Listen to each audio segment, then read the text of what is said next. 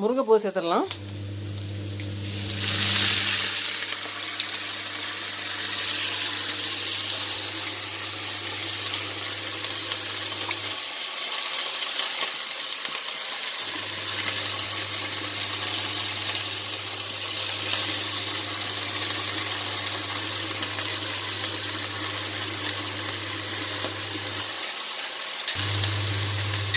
வதங்கும் போது கொஞ்சமாக மாறிடும்.